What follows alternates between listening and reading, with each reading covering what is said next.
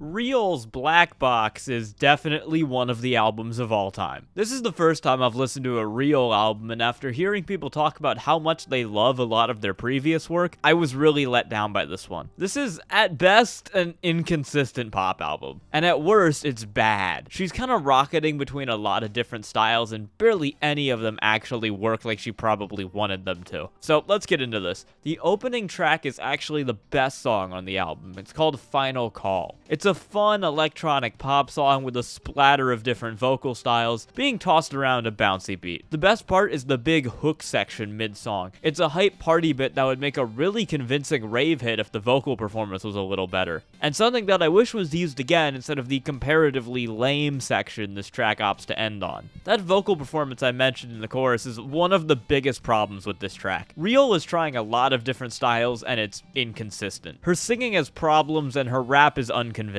here. There's also a couple parts that I think really would have benefited from having a couple more takes done. That doesn't take too much away though from this. It's still a pretty fun and competent pop song, even though the goodness is kind of centered around that really sick middle bit. And it's all downhill from there into the second song, Takeoff. This track features a pretty uninspired, thumpy electronic instrumental that sounds more like it'd be getting used by a K-pop girl group. The rap verses are fine and inoffensive, but my problem with this song is mostly concentrated in the chorus because it sucks. The drop into it is weird, and Reol throws in a super annoying flow that is not at all helped by the production choice of having her scream in the background for half the chorus. There's also a really shitty breakbeat type thing going on in the last one, and it's so half-assed. This chorus really kills the song for me because, it's fine otherwise. Next is Scorpion, which is a pretty bland J-pop song. It's going for a darker, epic style. It honestly sounds a lot like something that would be getting put out by Otto. This is mostly very bland and forgettable, and there's not a lot to talk about, except for the chorus, which is once again terrible. It's repetitive, annoying, and it has an awful EDM drop backing it up. Good choruses are a really important thing in J-pop, and it's wild that they have all been iffy so far. Fourth is Glitter. Right off the bat, this is produced by Hirofumi Kenmochi, who, as we've established on this channel, I am not the biggest fan of. It's another impressively bland J-pop song that blends in perfectly with the two tracks before it. If it wasn't for the annoying choruses of the last two tracks, I would be unable to pick out which of the three is which, because they're all the same. I guess this song at least has a fun 15-second bit right before the end. I wish the song had more of that and not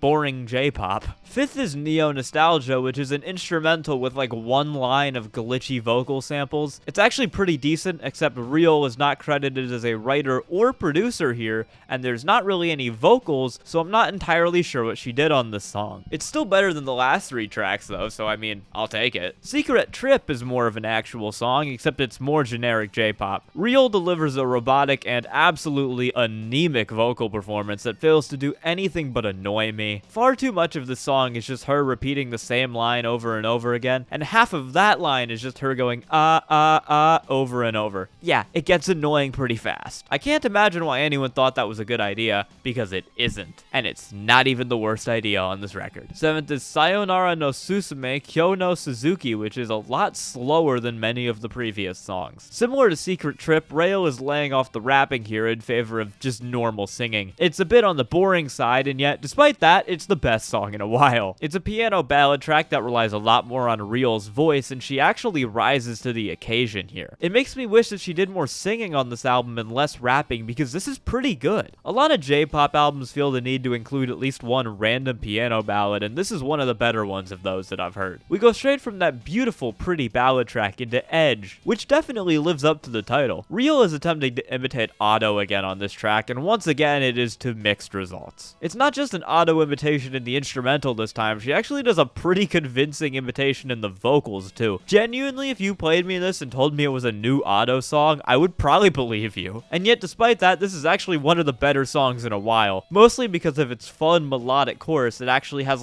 energy and excitement to it. Granted, the track is kind of bare outside of that, but the chorus is good. It's pretty fun. 6 Zeros is another instrumental track where Reol isn't credited as doing anything. It's similar to the last one, except worse, so I don't get it. And now we get to one of the worst J-pop songs of the year. It's DDD. It is easily the worst song on the album. I generally don't like Giga as a producer, and this is kind of the perfect disaster to show why I don't like him. Right off the bat, this song has one of the single most baffling production decisions I've ever heard in my life, as Giga has decided to put a big-ass fart noise in the beat, and also make it the loudest thing on the song. And this is on top of all the random boing and bong and whir sound effects that are just blasting everywhere. This instrumental is completely insufferable. There's also another trope of shitty Giga songs here, which is that Reol is stretching her vocal range to places that it simply cannot go. The drop into the chorus is also so awful it made me laugh out loud almost every time I heard it. It goes from like a big epic sound wave pop thing into a fart noise. It's insane. Why was this released? Why was this the last single before the album came out? This is awful. This is a strong contender for really not just worst J-pop song of the year, but worst song of the year I've heard in general. And there was a Mori Calliope release and a Dream release. Holy shit, man. 11th is Agitate, which once again sees Reol try an edgier auto type song. It's better and has some pretty fun moments in the chorus, but it's not like anything stand out at all. It's still a kind of generic electronic pop song where she's just trying to rip someone else's style. This isn't really a style that she's particularly good at either, so it's annoying that there's like 3 or 4 different songs like this on the record. At least it doesn't have a giant fart noise. That is one good thing I can take out of this one. The penultimate song is Naked, which sees Reol taking a completely different approach. Seeing that it's called Naked, you might expect some kind of stripped back acoustic track, but this is one of the most decadent things here. Reol is trying to do some kind of electronic anime rock song, and I don't like it. The melodies and chorus, which in my opinion are the most important part of any anime styled song, are fine, but they're not like great in any way. And then they're getting dragged down by the instrumental just being a shit show. It feels like it's about to fall apart as I'm listening to it, and that sensation isn't helped by the incredibly condensed mixing. It's also the shortest song here that isn't just an instrumental, and somehow it feels even shorter than that. Like there should be more to it, and there isn't, because it ends really abruptly. It kind of like hits this post-chorus drop into the best section of the entire song, and then it lasts 5 seconds and it just ends. It's annoying. I wish there was more of that section. Lastly is The Sixth Sense, but a version from The First Take for some reason. If you don't know, The First Take is a Sony, I think, ran YouTube channel that does authentic live performances, so it's basically just a live version. At least it doesn't really affect the quality of this song in any way, because this is actually one of the best songs in a while. It's a pretty fun EDM pop song with some cool hooks, good vocals, and a fun dance pop instrumental. This album is incredibly inconsistent and iffy, and if nothing else, it at least goes out on a comparatively high note. So that's Black Box. Apparently Reol's previous albums are better, but I have been discouraged from checking them out due to my very mixed feelings about this one. She's trying to steer the ship of this album in about 10 different directions, and she ended up crashing it into a rock. And then on DDD, the whole boat exploded. There's some potential here. Reol is mostly good as a vocalist on this thing, and there's a couple pretty good tracks, but a lot of the production is just not it. Reol's Black Box gets, I guess at best, a 6 out of 10. I do not vibe with this at all, and it only got worse on my second and third listens to it, and I'd imagine